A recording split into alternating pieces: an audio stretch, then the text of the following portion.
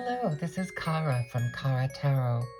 After posting a couple videos where I've detailed the problems that we're having in our family right now, I happen to have been tagged by a couple people on VRs, and I am putting no pressure on myself right now to do anything extra, but I have realized that tarot for me has been a great distraction.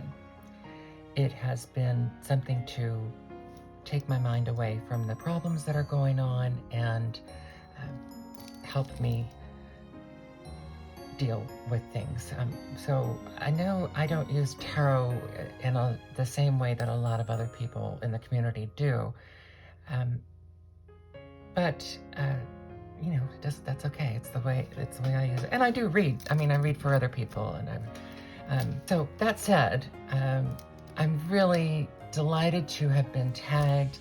I did reach out to those people and explained a little bit about what's going on and that I might not get to the tag, but here I am. This is a tag by Frost and Forest. Great page name, by the way, Frost and Forest. That's really great. And this is JD's hashtag cozy holiday tag. And it's right up my alley. And a lot of other people have had other kind of holiday posts. So this was just perfect. This is a vintage necklace, actually. It's box links, which I adore. I only just recently learned the name of this kind of link. No, I'm sorry, book links.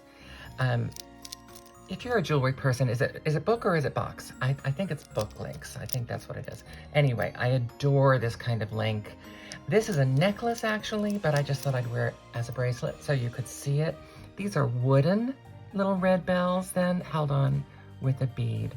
I have, as you know from the Bling Your Deck hashtag, I have a lot of vintage jewelry.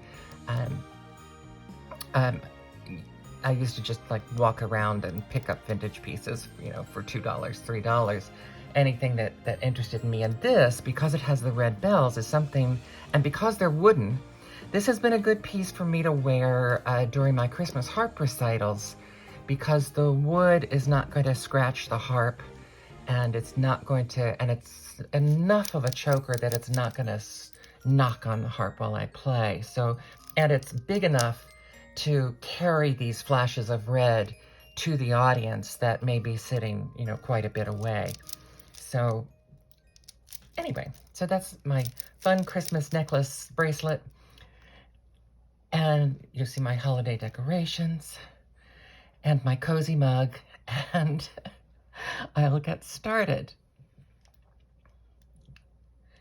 I don't have the complete hashtag questions written down.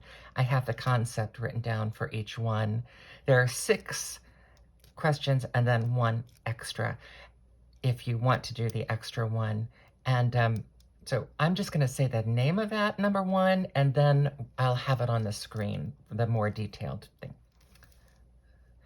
Number 1, first snow. This is a deck that I think is supposed to be cozy and peaceful.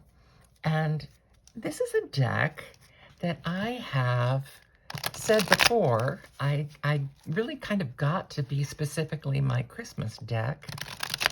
I do have some other decks that I consider Christmas decks, but this one, it's peaceful because, and this is the Francois de Poilly Tarot.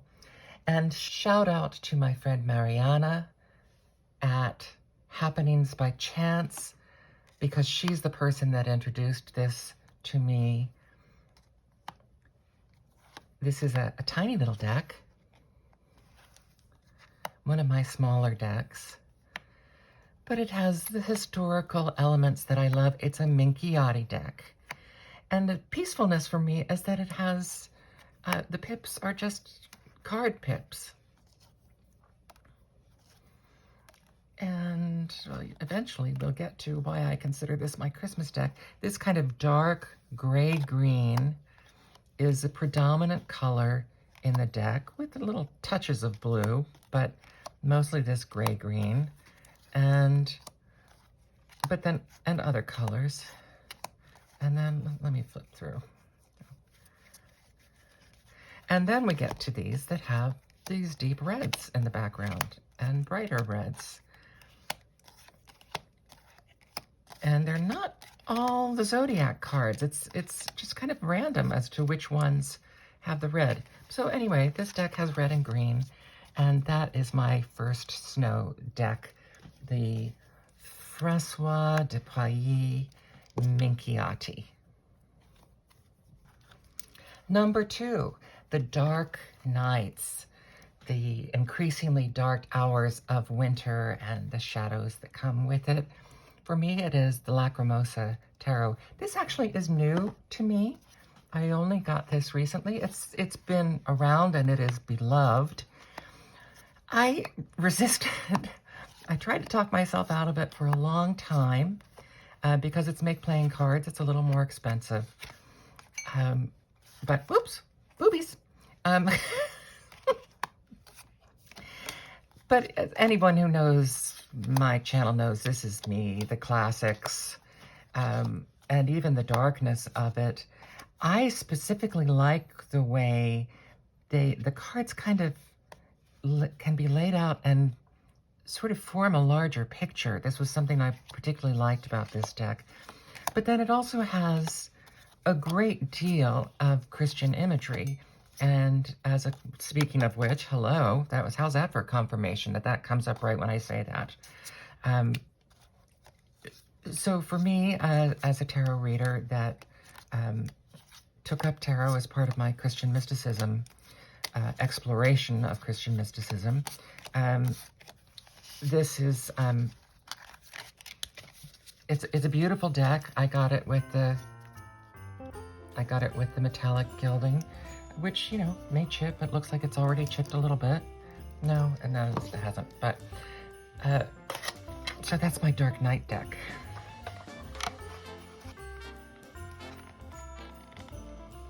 Number 3, Festive Treats, sweet treats and sweetmeats.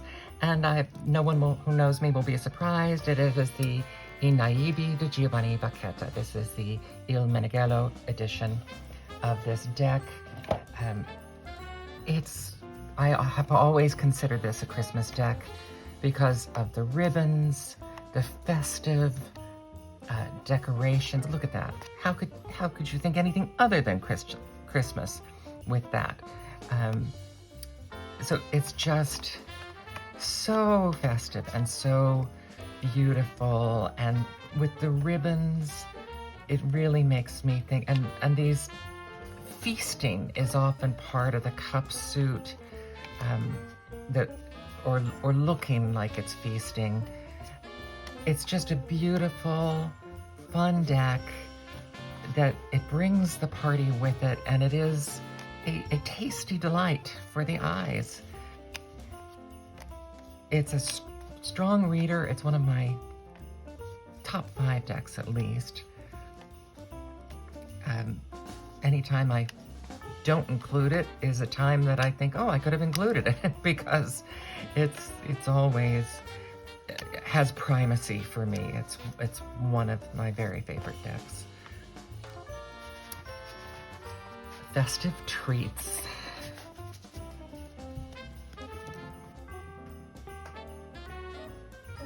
Holiday Lights and Candles, number 4.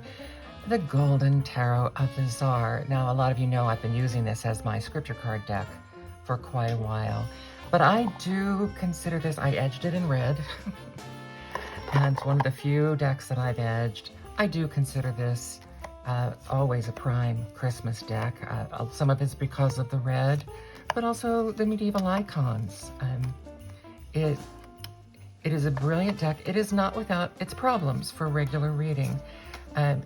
You can, of course, read almost anything by the number, if you know the card meaning of the number. But if you're going to read this deck as it was designed, the court cards are not people. The court cards are concepts or behaviors. And then the other cards, the pips, are meant to be read by the icon, which all have a Orthodox religious symbolism and usually related to a biblical story. And so they can diverge significantly from the traditional card meaning for that suit and number. So for that reason, this is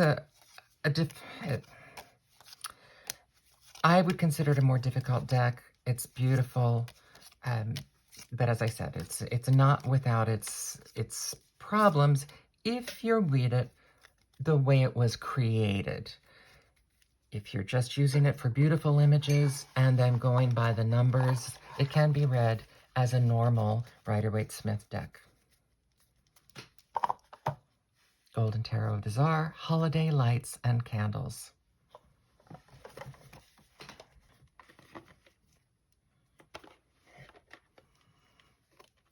Number 5, Friends and Family, the Victorian Fairy Tarot.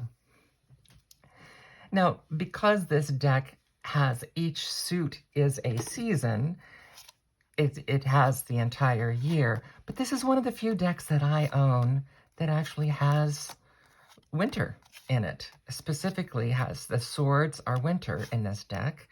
So for that reason, it gets included in my Christmas decks, because I don't have many decks that have winter scenes. There we go. The Night of Winter.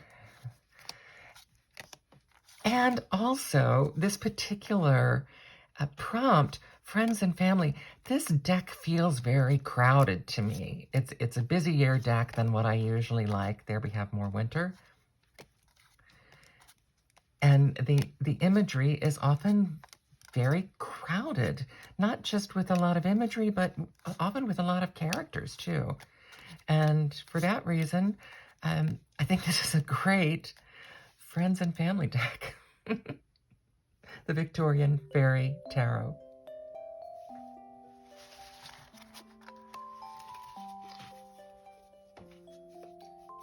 Number 6, Traditions and Rituals. And for this, I chose the Phantasm of Life Tarot. I don't know if you can, if the light will pick that up, that title. The title is gilded on there and can be hard to read.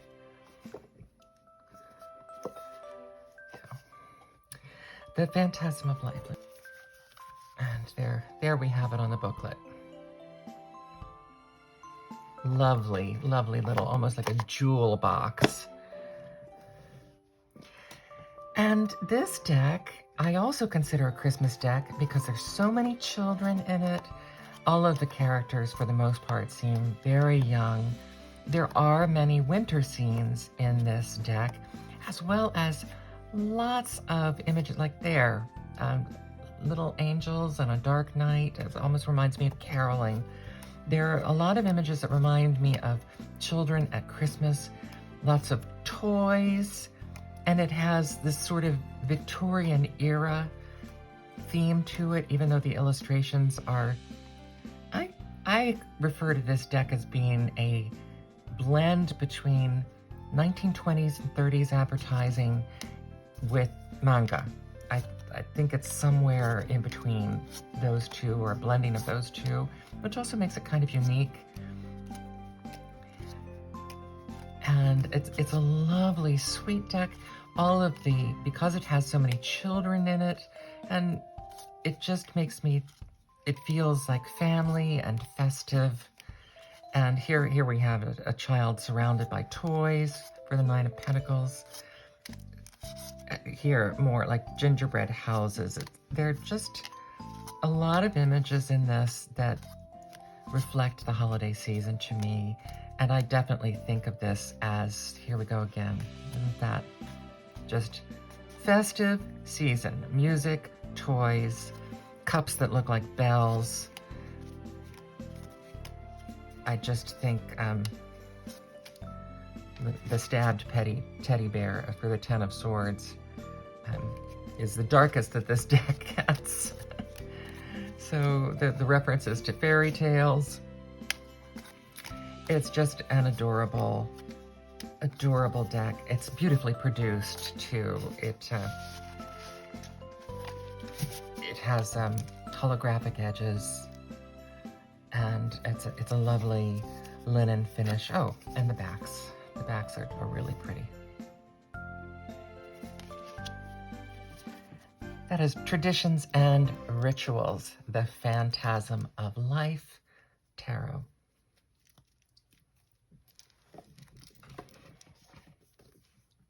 And my extra prompt that I added is the reason for the season.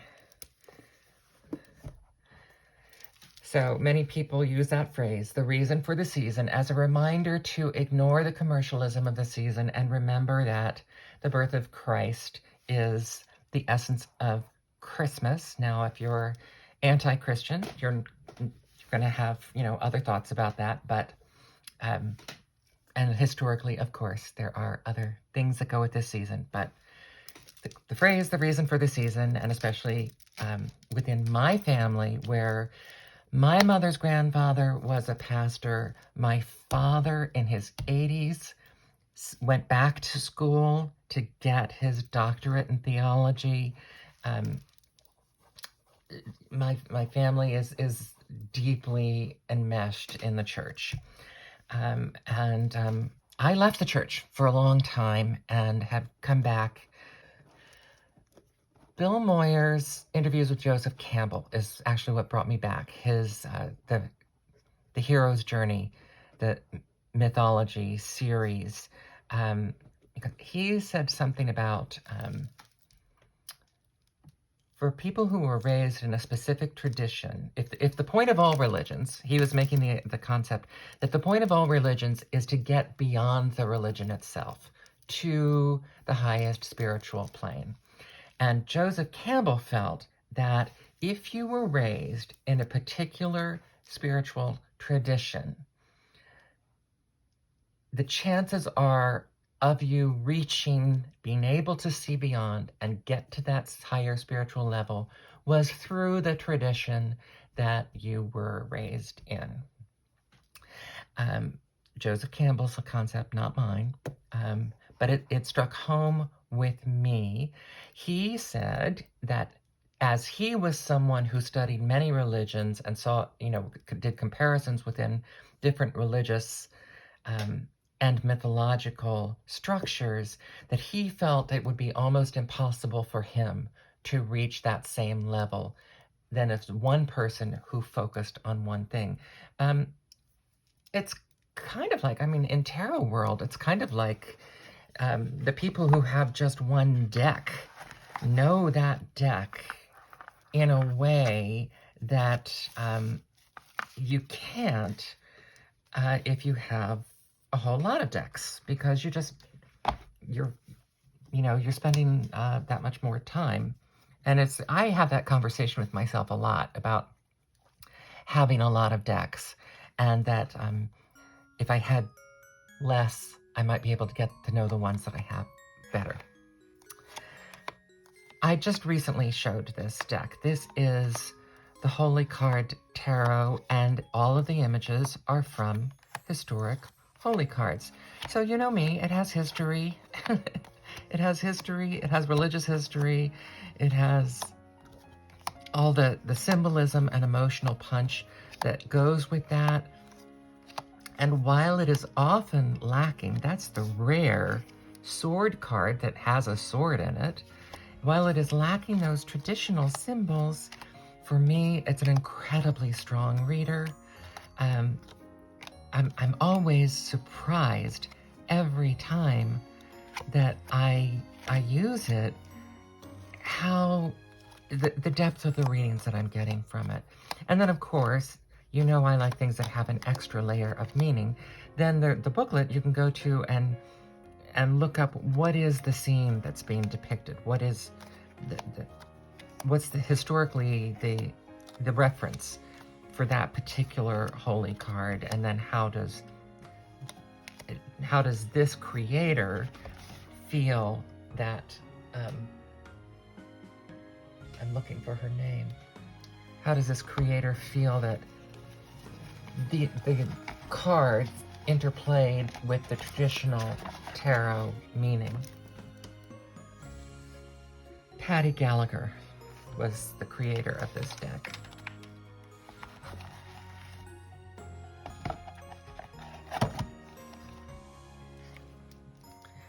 So this is my extra prompt, the reason for the season, and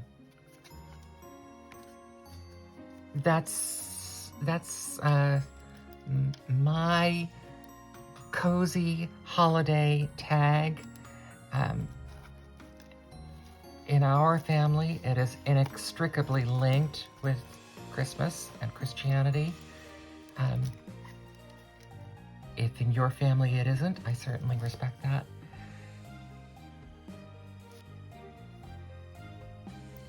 So in closing, I just want to say a big thank you to JD at Frost and Forest with a period in between each word.